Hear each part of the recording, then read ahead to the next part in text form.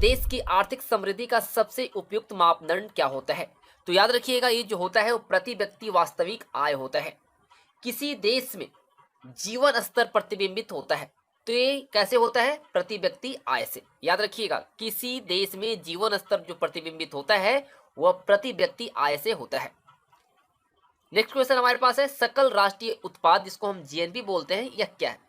तो राष्ट्रीय उत्पाद का मूल्य मापन जो होता है वह सकल राष्ट्रीय उत्पाद यानी जीएनपी कहलाता है।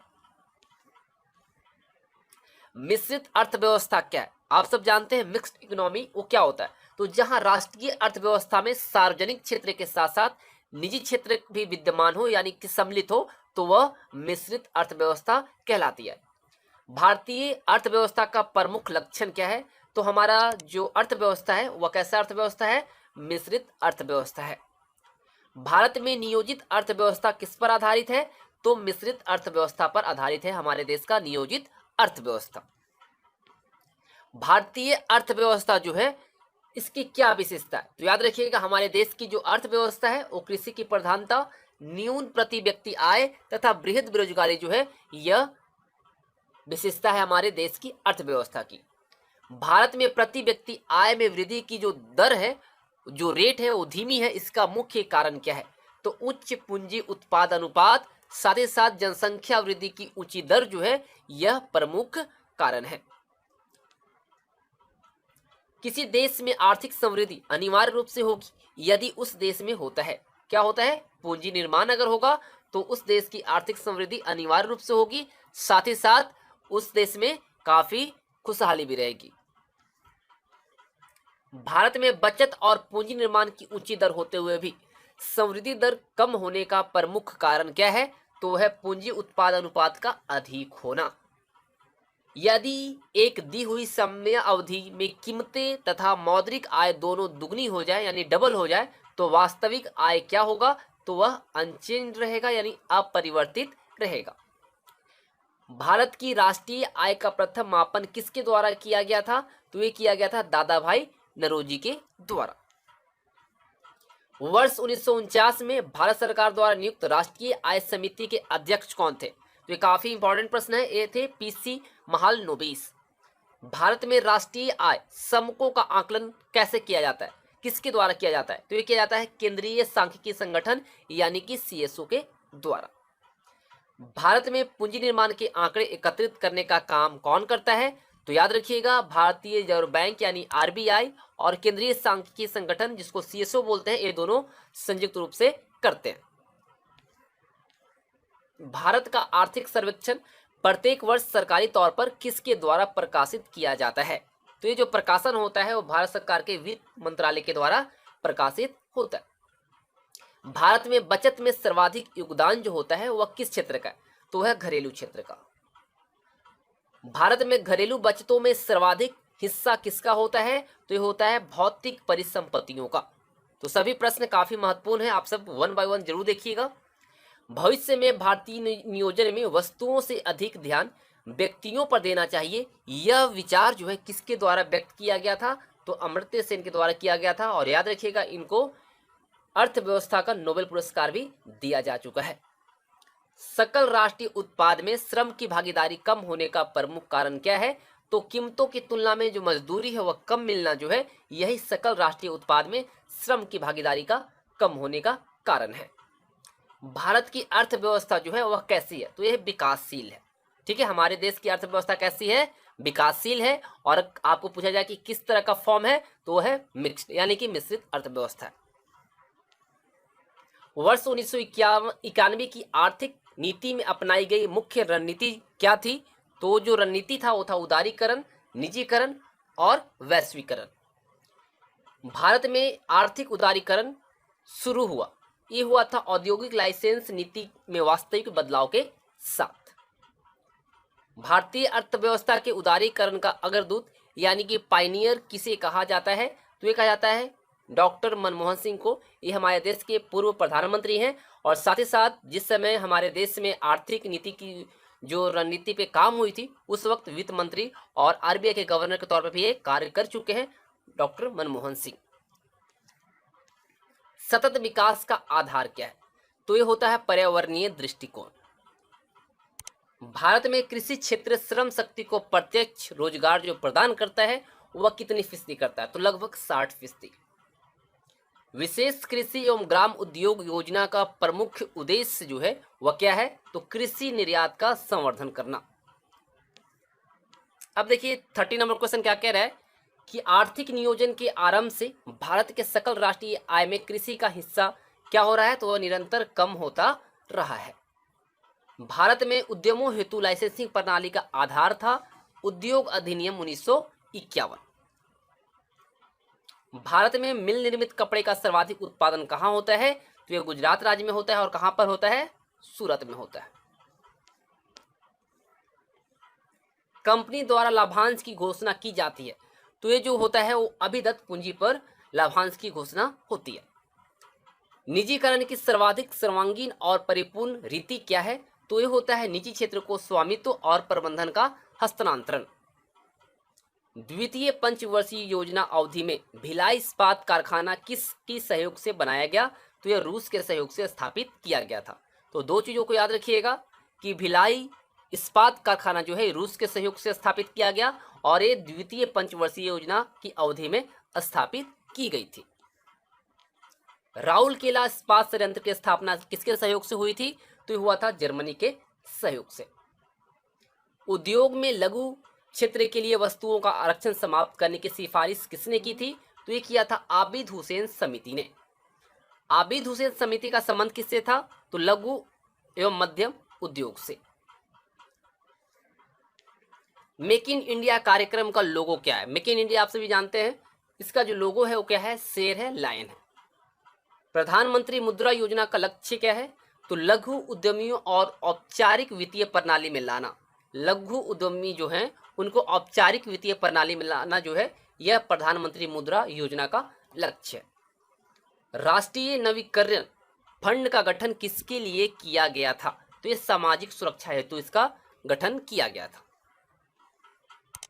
नायक समिति का संबंध किससे, तो नायक समिति का जो संबंध है फ्रेंड्स वो है लघु उद्योग से। क्रिसिल एक वैश्विक क्रेडिट रेटिंग एजेंसी है जो अर्थव्यवस्थाओं के साथ साथ किसका मूल्यांकन करता है, तो ये कंपनी की साख की स्थिति का भी मूल्यांकन करता है, रेटिंग करता है। आधुनिक सभ्यता के लिए सबसे मूलभूत उद्योग किसे माना जाता है, तो वो माना जाता है लोहा और इस्पात को। भारत में सबसे महत्वपूर्ण लघु स्तर का उद्योग कौन सा है, तो है हथकरघा उद्योग।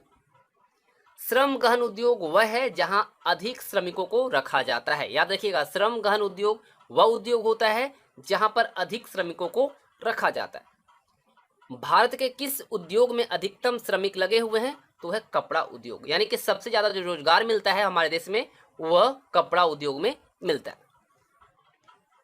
कृषि के क्षेत्र के बाद भारत में सर्वाधिक रोजगार प्रदान करता है कपड़ा उद्योग यानी कि वस्त्र क्षेत्र। ठीक है, कृषि के बाद इसका नंबर आता है। कॉर्पोरेट सोशल रिस्पॉन्सिबिलिटी संबंधी कानून सबसे पहले कौन से देश में बना, तो ये बना था हमारे देश भारत में। चीनी को नियंत्रण मुक्त करने के लिए बनी समिति के अध्यक्ष कौन थे, तो थे सी रंगराजन। किसी उद्योग के स्वरूप और आकार को निर्धारित करते हैं, तो याद रखिएगा किसी भी उद्योग के स्वरूप और जो आकार है वह निर्धारित जो होते हैं, जो मापदंड होता है वो होता है पूंजी निवेश, व्यवसाय आवर्त और बिजली की खपत। इनके ऊपर किसी उद्योग के स्वरूप और आकार को निर्धारित किया जाता है।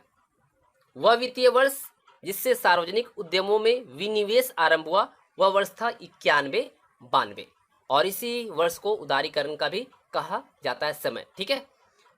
अखिल भारतीय खादी और ग्रामीण बोर्ड की स्थापना कौन सी योजना के अंतर्गत की गई थी, तो यह था प्रथम योजना।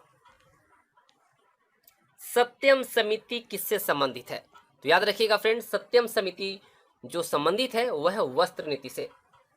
असंगठित सेक्टर के उद्योग के लिए गठित राष्ट्रीय आयोग के अध्यक्ष कौन थे, तो वह थे अर्जुन सेनगुप्ता। भारत में जिला खनिज प्रतिष्ठान यानी कि डिस्ट्रिक्ट मिनरल फाउंडेशन का उद्देश्य क्या है, तो इसका उद्देश्य है खनिज कार्य से प्रभावित लोगों की हितों की रक्षा करना। वर्तमान में विश्व कपड़ा निर्यात में भारत का कौन सा स्थान आता है? तो आता है दूसरा। भारत में सकल राष्ट्रीय उत्पाद यानी जीडीपी का सबसे बड़ा भाग कहां से प्राप्त होता है? तो वो होता है सेवा क्षेत्र से। भारत में राजकोषीय नीति कौन निर्धारित करता है? हमारे देश में जो राजकोषीय नीति है वह निर्धारण होता है वित्त मंत्रालय के द्वारा। वार्षिक आर्थिक समीक्षा को तैयार करने के लिए कौन उत्तरदायी है? तो है वित्त मंत्रालय। अब देखिए करंट का क्वेश्चन है आपके लिए, काफी इंपॉर्टेंट प्रश्न है। वर्ष 2018-19 में केंद्र सरकार की आगम आय में तट कर तथा उत्पाद कर दोनों को मिलाकर जो योगदान रहा वो कितना रहा? तो ये रहा था 12%। वर्ष 2018-19 में संघीय सरकार के कर आगम साधनों में सबसे बड़ा जो स्रोत रहा, जो सोर्स रहा, वह क्या रहा? तो ये रहा वस्तु एवं सेवा कर यानी कि जीएसटी। केंद्र व राज्यों के मध्य वित्त का बंटवारा किसकी सिफारिश पर की जाती है? तो किया जाता है वित्त आयोग की सिफारिश पर। भारत सरकार के बजट के कुल घाटे में सबसे अधिक योगदान जो है वह किसका है? तो है राजकोषीय घाटे का, जिसको हम बोलते हैं फिजिकल डिफिसिट। बजट के हिसाब किताब की जांच भारतीय संसद करती है, तो वह करवाती है सार्वजनिक लोक लेखा समिति के द्वारा। भारत सरकार के बजट में न्यूनतम वैकल्पिक कर जो कहलाता है एमएटी, इसका समावेश कब किया गया था? तो इसका समावेश जो किया गया था 96-97 में किया गया था। संपदा कर भारत में पहली बार कब लागू किया गया? तो 1957 में यानी 1957 में किया गया था। भारत में सेवा कर कब प्रारंभ किया गया था? तो याद रखिएगा ये किया गया था 1994-95 में। हमारे देश में जीएसटी यानी वस्तु एवं सेवा कर कब लागू किया गया? ये किया गया 1 जुलाई 2017 को। घाटे की वित्तीय व्यवस्था का अर्थव्यवस्था पर क्या प्रभाव पड़ता है? तो मुद्रा आपूर्ति में क्या होता है? बढ़ोतरी होता है। भारत में घाटे की वित्त व्यवस्था उपयोग की जाती है आर्थिक विकास के लिए। भारत में आमदनी पर कर की शुरुआत किसने की थी? याद रखिएगा जो आपकी आमदनी होती है उस पर जो टैक्स लगता है इसकी शुरुआत किसके द्वारा की गई थी? तो जेम्स विल्सन ने इसकी शुरुआत की थी, जिसको हम बोलते हैं इनकम टैक्स। वह कर जो खरीदार के लिए प्रत्यक्ष रूप से वस्तुओं के मूल्यों की वृद्धि नहीं करता, वह टैक्स कौन सा है? वह कर कौन सा है? तो है आयकर, इनकम टैक्स। उत्पाद शुल्क कैसा कर है यानी कैसा टैक्स है? तो यह है अप्रत्यक्ष टैक्स। ठीक है, अप्रत्यक्ष कर है। भारत में हाल में हुए कर सुधार जिस कमेटी की सिफारिशों पर आधारित थी उसके अध्यक्ष कौन थे? तो वो थे आरजे चिलैया। निष्पादक बजट की अवधारणा कहां से ली गई है? तो ये लिया गया संयुक्त राज्य अमेरिका से। याद रखिएगा निष्पादक बजट की जो अवधारणा है वह संयुक्त राज्य अमेरिका से लिया गया। समाज के समाजवादी ढांचे की स्थापना का संकल्प कौन सी योजना के अंतर्गत ली गई थी? तो ये लिया गया था द्वितीय पंचवर्षीय योजना के अंतर्गत। 12वीं पंचवर्षीय योजना का कार्यकाल क्या था? तो ये था 2012 से लेकर 2017 तक। 12वीं पंचवर्षीय योजना में सबसे अधिक धनराशि जो विनिहित की गई थी वह किया गया था सामाजिक सेवाओं की मद में। 5वीं पंचवर्षीय योजना का मूल उद्देश्य क्या था? तो याद रखिएगा इसका मूल उद्देश्य था गरीबी हटाओ। राष्ट्रीय नियोजन में रोलिंग प्लान की अवधारणा लागू की गई थी, ये किया गया था जनता सरकार के द्वारा। अगला प्रश्न है 20 सूत्रीय आर्थिक कार्यक्रम सर्वप्रथम कब प्रारंभ किया गया था? तो याद रखिएगा 20 सूत्रीय आर्थिक कार्यक्रम जो है इसकी शुरुआत 1975 में हुई थी। आर्थिक विकास की दर सर्वाधिक थी 10वीं पंचवर्षीय योजना में। 7वीं पंचवर्षीय योजना का प्रमुख नारा क्या था? तो 7वीं पंचवर्षीय योजना का जो प्रमुख नारा था वो था भोजन, काम और उत्पादकता। ठीक है, भोजन, काम और उत्पादकता जो ये नारा था ये 7वीं पंचवर्षीय योजना का प्रमुख नारा था। किसानों हेतु किसान क्रेडिट कार्ड जिसको हम केसीसी बोलते हैं, इस योजना को कब लागू की गई? तो ये किया गया था 1998-99 में। भारत के राष्ट्रीय शेयर बाजार का मुख्यालय कहां पर है? तो यह है मुंबई में। भारत में मुद्रास्फीति के प्राकलन का सबसे प्रचलित माप कौन सा है? तो यह थोक मूल्य सूचकांक। फिलिप्स वक्र क्या व्यक्त करता है? तो ये करता है मुद्रास्फीति एवं बेरोजगारी के संबंध को। मुद्रास्फीति और बेरोजगारी जो है इसके बीच का रिलेशन जो है वह फिलिप्स वक्र व्यक्त करता है। वर्तमान में भारत में कितने सार्वजनिक क्षेत्र के बैंक हैं? तो याद रखिएगा, बहुत से लोगों को नहीं पता होगा, तो अभी हमारे देश में 12 सार्वजनिक क्षेत्र के बैंक हैं, पब्लिक सेक्टर बैंक है। पहले कितना था? 21 था। सभी को मर्ज करके अब जो टोटल बचे हैं वो बचे हैं 12। भारत में कर्मचारियों के महंगाई भत्ते के निर्धारण का आधार क्या है, यानी बेस क्या है? तो है उपभोक्ता कीमत सूचकांक। स्मार्ट मनी शब्द का प्रयोग किस में होता है? तो ये होता है क्रेडिट कार्ड में। याद रखिएगा, स्मार्ट मनी यानी क्रेडिट कार्ड।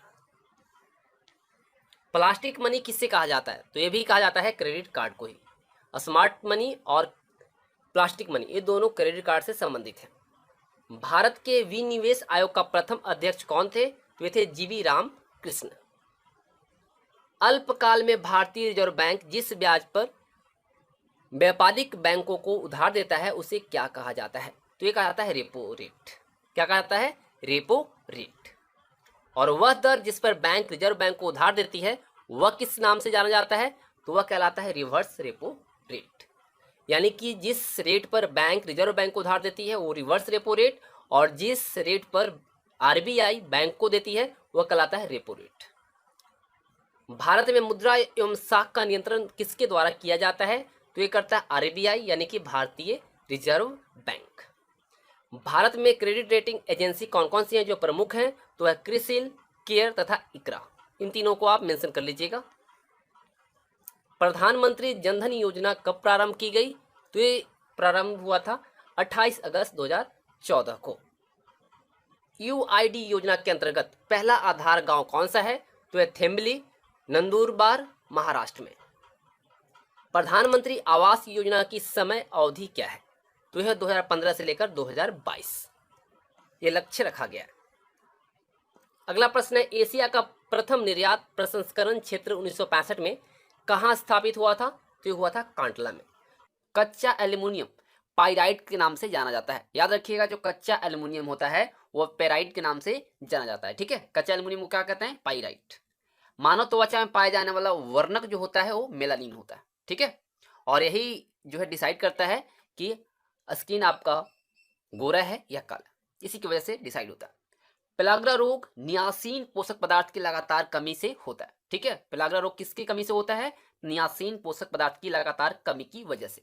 फ्लू किसके द्वारा होता है? विषाणु के द्वारा होता है। आतिशबाजी में लाल रंग, देखिए जो हम सब पटाखा छोड़ते हैं उसमें लाल रंग जो निकलता है वो किस वजह से निकलता है? तो ये निकलता है स्ट्रॉन्सियम के चलते। प्रतिध्वनि का कारण ध्वनि का परावर्तन है। ठीक है, प्रतिध्वनि का कारण क्या है? ध्वनि का परावर्तन। दाढ़ी मूंछों का निकलना किसका संबंधित है? किससे संबंधित है? तो ये टेस्टोस्टेरोन हार्मोन का संबंध रखता है इसे, और इसी वजह से दाढ़ी और मूंछ जो होते हैं निकलते हैं। विश्व वन दिवस 21 मार्च को मनाया जाता है। विश्व वन दिवस कब मनाया जाता है? 21 मार्च को। शुद्ध जल का क्वथनांक फ़ारेनहाइट स्केल पर कितना होगा? तो शुद्ध जल का जो क्वथनांक फ़ारेनहाइट स्केल पे जो होगा वह होगा 212 फ़ारेनहाइट। समुद्री जल से नमक जो तैयार होता है वह किससे होता है? वाष्पीकरण विधि के द्वारा होता है। मोनाजाइट किसका ऐसक है? तो यह थोरियम का। रेडियो कार्बन डेटिंग से जीवाश्म की आयु का निर्धारण होता है। ठीक है, रेडियो कार्बन डेटिंग के द्वारा जीवाश्म की आयु का निर्धारण होता है। लकवा रोग विटामिन B7 की कमी से होता है। याद रखिएगा, विटामिन B7 की कमी से होने वाला जो रोग है वो है लकवा। माइका विद्युत का कुचालक है। ठीक है, सुचालक नहीं है बल्कि कुचालक है। ऊंचाई वाली जगहों पर पानी 100 डिग्री सेल्सियस के नीचे के तापमान पर उबलता है। ऐसा क्यों होता है? तो ये होता है आपका वायुमंडलीय दाब कम होने से जल का जो उबलने का बिंदु है वह नीचे आ जाता है, और इसी वजह से 100 डिग्री सेल्सियस के नीचे भी वह ऊंचाई वाली जगह पर उबलने लगता है। तेल दीप की बत्ती में तेल ऊपर चढ़ने का जो कारण है वो क्या है? किस तत्व है? सुगर बेबी किसकी प्रजाति है? तो यह तरबूज की। ठीक है, सुगर बेबी जो है ये आपका तरबूज की प्रजाति है। सबसे भारी धातु ऑस्मियम, आप सब जानते हैं। वर्षा के बूंद गोलाकार होने का कारण है पृष्ठ तनाव यानी कि सरफेस टेंशन। कोशिका के अंदर ऊर्जा का निर्माण जो होता है वो माइटोकॉन्ड्रिया के द्वारा होता है। ठीक है, कोशिका के अंदर जो ऊर्जा का निर्माण होता है वो माइटोकॉन्ड्रिया के द्वारा होता है। सिगरेट में जो हम सब सिगरेट पीते हैं उसके लिए जो लाइटर जलाते हैं वो ब्यूटेन गैस का प्रयोग होता है। और याद रखिएगा सिगरेट जो है हमारे स्वास्थ्य के लिए हानिकारक है। हृदय गति की जांच कार्डियोग्राम यंत्र द्वारा किया जाता है। ठीक है, हृदय गति की जो जांच होती है वह कार्डियोग्राम यंत्र से की जाती है। सभी भारी रेडियो सक्रिय तत्व अंतिम रूप सीसा में परिवर्तित होते हैं।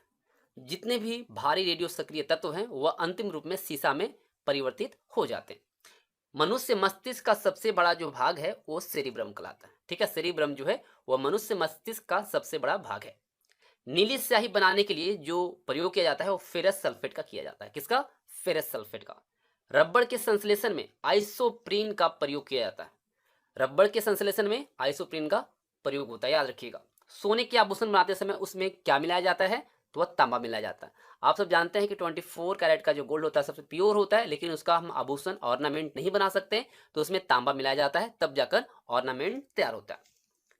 भोपाल गैस त्रासदी जो हुई थी उसमें कौन सा गैस का रिसाव की वजह से हुआ था? तो ये मिथाइल आइसोसाइनाइड गैस के रिसाव के कारण ऐसा हुआ था 1984 में। लिम्फोसाइट रोगाणुओं से रक्षा करती है। ठीक है, लिम्फोसाइट किससे हमें रक्षा करती है? रोगाणुओं से। चमगादड़ अंधेरे में उड़ते हैं क्योंकि चमगादड़ जो होती है वह प्रासरव्य तरंगे उत्पन्न करते हैं और एक मैमल है। ठीक है, इस चीज को भी आप याद रखिएगा। किडनी का प्रत्यारोपण सर्वप्रथम जोसेफ मोरे ने किया था।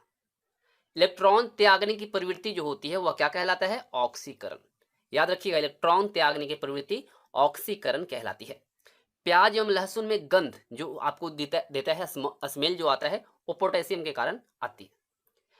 सूर्य की किरणें का इंफ्रारेड किरण भाग जो है सोलर कुकर को गर्म करता है। देखिए, सोलर कुकर में जो खाना पकता है वह सूर्य की किरणों का इंफ्रारेड किरण भाग जो है वह सोलर कुकर को गर्म करता है और उसके बाद खाना पकता है। अस्थि में ओसीन प्रोटीन पाया जाता है। जो हड्डियां होती हैं उसमें ओसीन प्रोटीन पाया जाता है।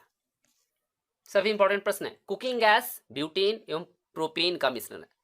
कुकिंग गैस जो होता है ब्यूटेन और प्रोपेन का मिश्रण होता है, याद रखिएगा। मानव शरीर को 15 ग्राम निकोटिनिक अम्ल की प्रतिदिन आवश्यकता होती है।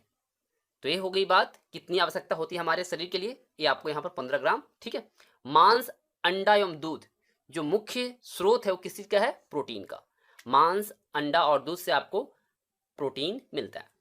रक्त का कब्रगाह किसे कहा जाता है? तो ये प्लीहा को कहा जाता है। ठीक है, पनीर किसका उदाहरण है? जैल का।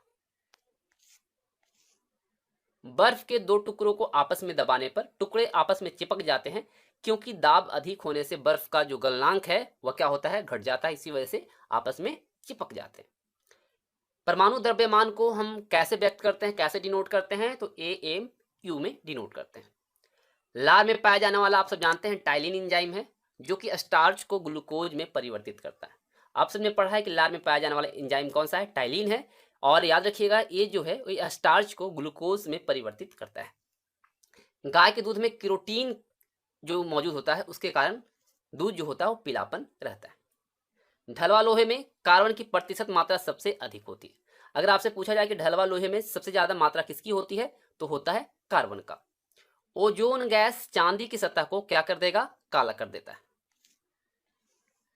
गोबर गैस संयंत्र का आविष्कार किसने किया था? तो ये किया था CB देसाई ने।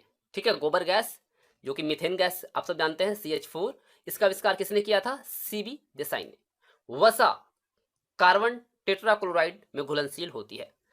आप सभी ने पढ़ा है कि दो तरह के विटामिन होते हैं, एक वसा में घुलनशील, एक जल में घुलनशील। लेकिन वसा किस में घुलेगा? तो वो कार्बन टेट्राक्लोराइड में घुलनशील होती है। HIV रोग सर्वाधिक T कोशिकाओं को नष्ट करता है।